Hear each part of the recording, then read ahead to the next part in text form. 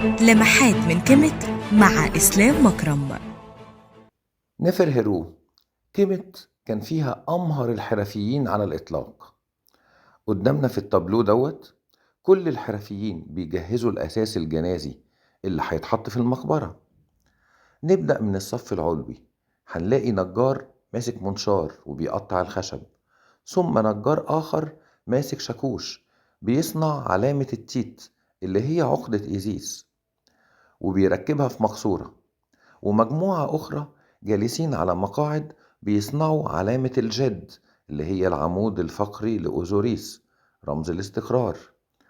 بنرى بعد كده صناعة الحلي والميزان علشان يوزنوا الذهب، تعلوه ريشة الإلهة معت إلهة العدالة والحق والخير.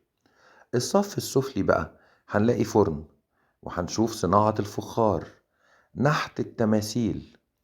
بنلاقي بعد كده كاتب بيرصد كل شيء ويدونه اللي هو السكريب، وصناعة المجوهرات، وأخيرا 2 من العمال بيقدموا كل هذه المنتجات والقرابين لصاحب المقبرة.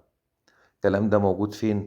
مقبرة النحات إيبوكي وكبير النحاتين نب أمون، منطقة الخوخة في الأقصر، عصر أمنحتب الثالث وإخناتون، دولة حديثة. اضغط متابعة للصفحة ولايك وشير. كيميت، أصل كل شيء.